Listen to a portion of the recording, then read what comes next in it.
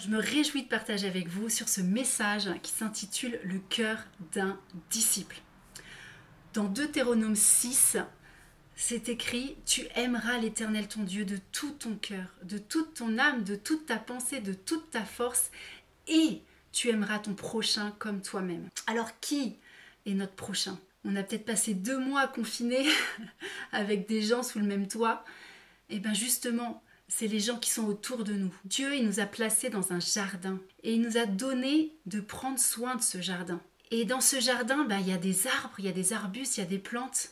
Et Dieu nous demande, enfin voilà, c'est peut-être c'est les personnes que Dieu nous a confiées, nos enfants, notre entourage. Et il nous demande d'en prendre soin. Et c'est vrai que quand on va en forêt, on voit qu'il y a des arbres qui poussent tout droit et il y a d'autres arbres qui vont pousser un peu de travers. Et souvent, en fait, ces arbres-là qui vont pousser de travers, ils ont subi des chocs, des formes d'intempéries, des stress. Et on peut voir au niveau des cernes de l'arbre qu'il y a eu ces chocs qui ont perturbé leur croissance. Et lorsqu'il y a une tempête qui arrive, souvent ce sont ces arbres qui vont tomber les premiers. Alors, si on veut prendre soin du jardin que Dieu nous a confié, et de ces arbres, il va falloir plusieurs choses. Déjà, ces arbres, ils ont besoin de terreau. Alors ce terreau, c'est notre amour inconditionnel pour eux. C'est l'attention et l'intention qu'on va avoir pour nos enfants. Ça va leur permettre de prendre racine, d'avoir envie de vivre, de prendre racine dans la terre et de s'élever. Il y a cette terre, mais ils vont avoir besoin aussi du soleil. Et ce soleil, c'est comment on va les exposer à la lumière de Dieu, comment on va les exposer à sa parole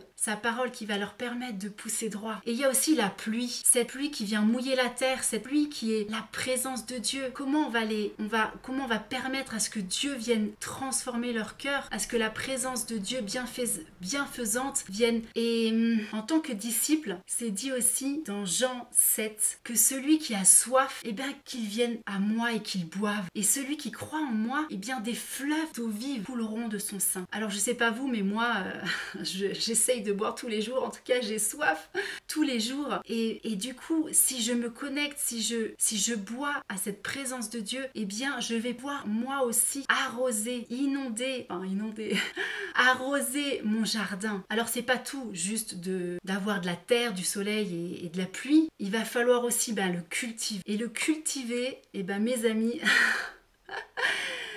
c'est pas tous les jours facile. Autant quand Dieu, lui, vient pour corriger, pour tailler, il le fait bien, lui. Donc ça va. Mais quand nous, on a envie de corriger ou de tailler, que ça soit notre mari, nos enfants, souvent, on le fait pas tout à fait de manière appropriée. C'est-à-dire que on peut abîmer l'arbre, on peut tailler un petit peu sèchement, et en fait ça peut laisser des marques sur cet arbre, on peut l'abîmer parce qu'on peut pas tailler un arbre n'importe comment, ça sape. Et alors qu'est-ce qui va tailler là? Alors c'est en partie nos paroles qui vont le tailler, qui vont lui donner aussi une coupe. Et nos paroles, elles vont reprendre, instruire, corriger, mais il va falloir faire très attention. Alors pourquoi on doit faire attention? Dans Jacques 3, 8, c'est dit qu'on a un petit membre ici, mais qui peut être juste rempli d'un venin mortel, peut être plein d'un venin mortel. Et dans Proverbe 18, 21, ça nous dit aussi que la vie et la mort sont au pouvoir de la langue. Vous vous rendez compte? Un tout petit membre, c'est comme si on passait notre journée avec une arme sur nous au quotidien. Et on se rend pas compte, mais nos paroles peuvent tuer, nos paroles peuvent blesser, alors que notre cœur, il est bienveillant, on aime nos proches. C'est ceux qui nous sont très chers, on les aime de tout notre cœur. Mais il y a tellement de petites phrases qui vont venir un petit peu couper, un peu sèchement. Par exemple, toutes ces petites paroles anodines, comme oh là là, mais t'es comme ton père, toi. Ou alors, mais t'es bête ou quoi? Mais c'est pourtant simple. Ou alors, oh là là, mais t'es toujours en train de te plaindre. Et ça paraît, voilà, c'est des petites phrases qu'on peut dire bêtement. Et j'ai un petit témoignage témoignage aussi. Je connais quelqu'un qui avait entendu de son enfance quelqu'un lui dire « Ah non mais toi t'es pas aimable, oh là là, qu'est-ce que t'es pas aimable ?» Et ben en fait, cette personne, elle ne trouvait pas de mari, elle n'arrivait pas à rencontrer quelqu'un jusqu'à ce qu'elle se convertisse et que Dieu lui révèle qu'il y avait cette parole qui lui avait collé à la peau et qu'elle avait besoin de briser ces paroles de malédiction qui avaient fait que du coup, ben, elle se sentait pas aimable. Oui, on avait dit qu'elle était pas aimable et ben, elle pouvait pas être aimée par quelqu'un. Et donc, une fois que Dieu est venu guérir, qu'elle a pu pardonner, eh bien, elle a pu rencontrer son mari. Et voilà, donc on va blesser par nos maladresses alors qu'on aime les gens autour de nous. Et dans Éphésiens 6,4, parce que quand on reçoit toutes ces « Oh, t'es comme ton » ou toutes... Eh bien, qu'est-ce que ça génère chez nous? Comment on se sent? Enfin, en tout cas, moi, ça m'agace. Enfin, on se sent irrité, on se sent énervé. Et justement, Éphésiens 6,4 nous dit « Père, n'irritez pas vos enfants, mais instruisez-les, enfin conduisez-les et éduquez-les selon les voies de l'Éternel. » Alors, irriter son enfant, ben, c'est toutes ces petites choses. Si on compare quelqu'un, s'il n'y a rien de plus irritant, et qu'est-ce que ça génère chez l'enfant, chez la personne? Et ben, de l'agacement. Et du coup, bah, après, elle va nous répondre « Oh là là », sur un ton, et puis bah, le parent, il répond « Non mais attends, je te permets pas de me parler comme ça ». Voilà, et après, ça s'enchaîne, et vous connaissez la suite, mais simplement parce qu'à la base on a irrité nos enfants par ces petites paroles qui sont blessantes, qui nous paraissent anodines, et parce qu'on est maladroit avec notre langue, et ben on a provoqué comme un feu. Alors c'est quoi les conséquences de toutes ces paroles, de toutes ces choses? Eh bien ça va fermer nos enfants, nos proches dans une boîte, ça va coller des étiquettes, ça va juste amener des paroles, des prophéties, mais qui sont plus des malédictions, enfin justement des paroles qui vont prophétiser des choses sur l'enfant, sur la personne. Et après, des fois, ça leur colle à la peau, c'est des choses qui sont gravées dans leur cœur. Il va falloir des années pour certains avant de pouvoir se débarrasser de ces choses. Et grâce à Dieu, eh ben Dieu va pouvoir mettre en lumière ces mensonges, mettre en lumière ces choses dans le cœur pour amener la guérison, pour amener la destruction de ces mensonges, pour amener une libération. Alors d'où viennent toutes ces paroles qui sortent de notre bouche? Dans Luc 6, 45, ça nous est dit, c'est de l'abondance du cœur que la bouche parle. C'est de l'abondance du cœur que la bouche parle. Alors, qu'est-ce qu'il y a dans mon cœur? Comment je le nourris? Qu'est-ce qui règne? Et donc notre cœur va transmettre des paroles qui vont être blessantes, mais c'est pas juste des paroles, ça peut être des attitudes, juste un ton, ou juste un ton, par exemple, juste quand on soupire de manière exaspérée, oh là là, ou enfin nous, pour le petit témoignage, mon mari, on s'est filmé ces derniers temps, donc du coup on mettait la caméra quelque part, et du coup on se rend compte aussi, des fois simplement une petite phrase genre assis-toi tranquillement ou reste assis tranquillement peut être dit d'une voix ou d'un ton un peu dur, un peu sec, mais on peut pas s'en rendre compte parce qu'on se voit pas. Alors faites le test chez vous, mettez une caméra dans un coin et puis juste observez comment vous parlez. C'est un bon test. Donc ces paroles, elles viennent du cœur. Et c'est ce qu'on dit, c'est notre attitude, mais c'est aussi ce qui va être dit par derrière. Qu'on appelle les calomnies, mais même des paroles qui sont pas dites devant la personne, mais derrière la personne. Ça va avoir un impact parce que l'ennemi va se servir de ces paroles comme des flèches enflammées, venir juste percuter votre cœur. Et moi, ça m'est arrivé. J'ai passé une année pendant mes études de psycho où j'étais mal, j'étais pas bien, je déprimais, je comprenais pas pourquoi. Et simplement parce que mes copines, soi-disant mes amies avec qui j'étais, ma meilleure amie, eh bien, elle parlait de moi, elle parlait mal de moi aux autres. Et à la fin de l'année, elle me dit comme ça, mais tu t'es pas rendu compte qu'en fait, on n'arrêtait pas de dire des choses méchantes sur toi? Donc j'ai su pourquoi je me sentais mal. Et voilà, c'est un exemple. Donc ne sous-estimons pas la puissance de nos paroles, même quand c'est dit par derrière. Donc qu'est-ce qu'il y a dans mon cœur? Comment je le nourris? Et j'aime ce proverbe 4,23 qui dit « Garde ton cœur plus que toute autre chose, car c'est de lui que viennent les sources de vie. » Alors garde ton cœur, ça veut dire quoi? Ça veut dire que je dois veiller sur mon cœur, je dois veiller à ce qui rentre, à ce qui sort de mon cœur. Notre cœur, il est sensible, notre cœur, c'est le siège des émotions, notre cœur, il est rempli, il a une capacité d'empathie qui va l'amener à avoir compassion, à connecter avec la souffrance des autres, pouvoir y répondre. Et notre cœur, il a besoin d'être... c'est Christ qui habite dans nos cœurs, c'est sa parole qui doit être dans nos cœurs, c'est son amour, et c'est sa loi, et tout ça, ça doit siéger dans nos cœurs. Mais des fois, nos cœurs, ils ont été endommagés, ils peuvent être endommagés très tôt. Très tôt, par des méthodes éducatives qui vont nier les émotions des enfants. Par exemple, si on dit à un enfant oh là là, mais arrête de pleurer, c'est rien, et juste on vient nier ses émotions et sa capacité d'être sensible plutôt que dire ah là là, mais c'est difficile, je vois que ça doit être dur toi, enfin de reconnaître, de connecter avec ce qu'il est en train de vivre à ce moment-là. Et notre cœur donc il peut être abîmé, il peut être endommagé, c'est dit, il y a plein de choses qui parlent du cœur dans la Bible et ça peut dire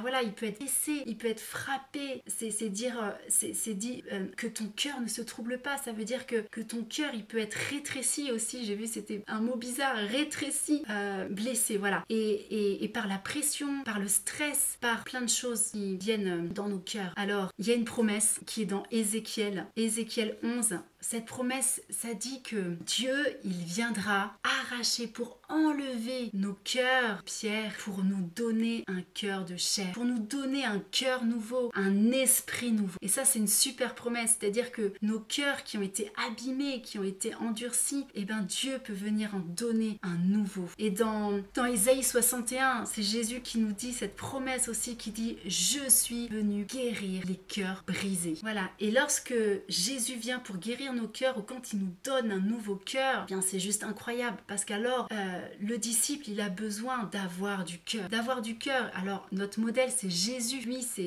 on a besoin de le connaître, on a besoin de lui comme modèle, de passer du temps avec lui, de passer du temps dans sa parole pour savoir comment lui il fait pour être en relation avec les autres, parce que on doit s'accrocher à lui, parce qu'en fait c'est notre modèle, mais nous, nos enfants, nous sommes un modèle pour eux, notre entourage, nous sommes un modèle pour eux. Et nos enfants, ils vont imiter ce qu'on fait, ils vont imiter ce qu'on dit, ils vont imiter qui on est, ce que nous sommes. Et ils vont apprendre, on leur transmet de manière implicite l'affection, la violence, la tendresse, on leur transmet plein de choses de manière implicite. Alors c'est pour ça que on doit être dépendant de Jésus. Jésus, lui, il faisait que ce qu'il voyait son Père faire. Il ne disait que ce qu'il voyait son Père faire. Alors nous, on doit demeurer en Christ, que lui demeure en nous et que sans lui, on peut rien faire. C'est dans Jean. Alors, comment aimer son prochain? Alors, j'aime ce passage dans Luc 10. Dans Luc 10,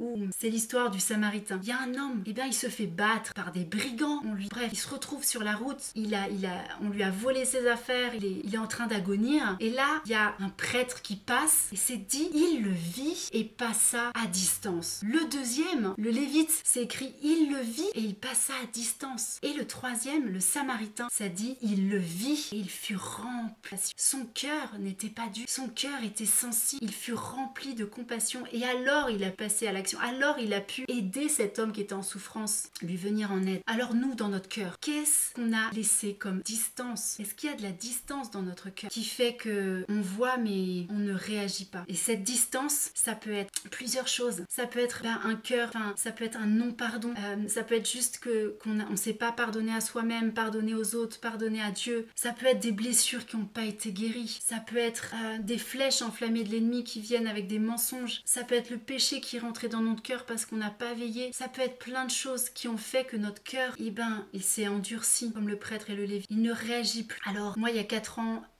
j'ai cru que j'allais perdre je criais à Dieu, j'étais là, Seigneur, non, je veux vraiment...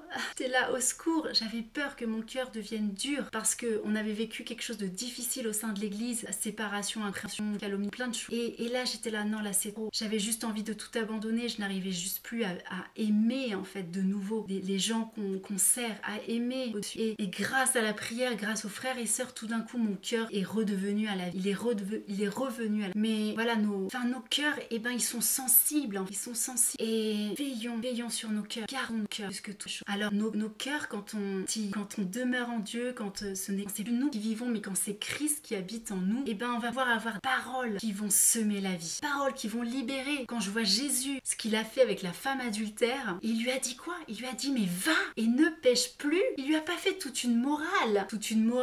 Non mais attends, mais qu'est-ce qui t'a pris? Mais tu savais très bien que, pourquoi t'as agi ainsi? Mais tu sais ce que tu risquais? Mais c'est grave, mais la loi elle condamne ça.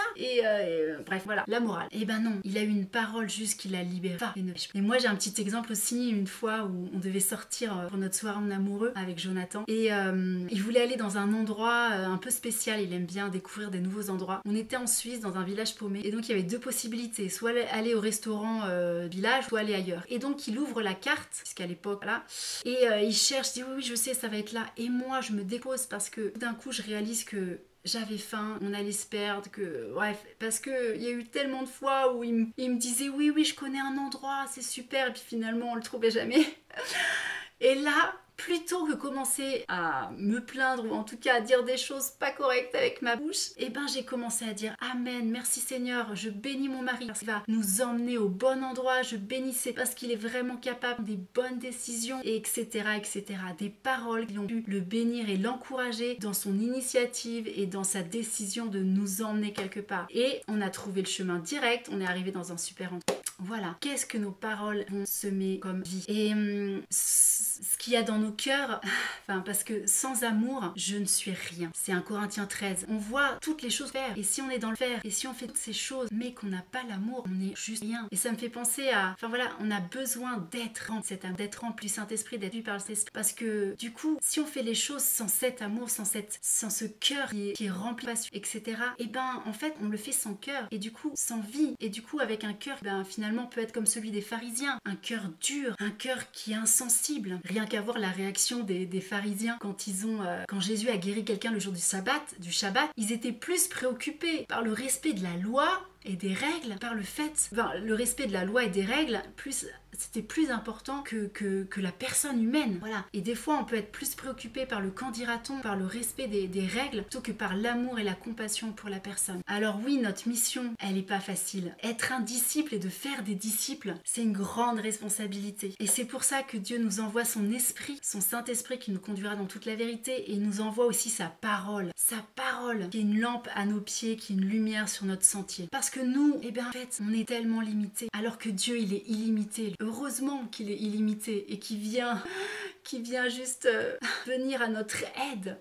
Parce que même moi, alors que j'ai fait des études de psychologie, que je voulais à l'époque aider les gens, justement permettre à ce que les arbres qui ont poussé de travers puissent redevenir droits. Et mes amis, je me suis bien rendu compte rapidement que la sagesse humaine, que les principes du monde ne pouvaient rien par rapport à la sagesse de Dieu, par rapport aux principes que Dieu a établis. Et il n'y a que Dieu qui peut transformer une vie. Et c'est pour ça que la première chose, je ne suis pas contre le fait de se faire aider, mais on a tellement besoin d'abord d'être sauvé, de recevoir le salut, de recevoir cette réconciliation avec notre Père, de savoir que nos péchés sont pardonnés, enfin de recevoir le pardon, d'être lavé, de recevoir cette guérison, cette libération, cette restauration, cette délivrance qui va déjà régler un bon nombre de problèmes psychologiques.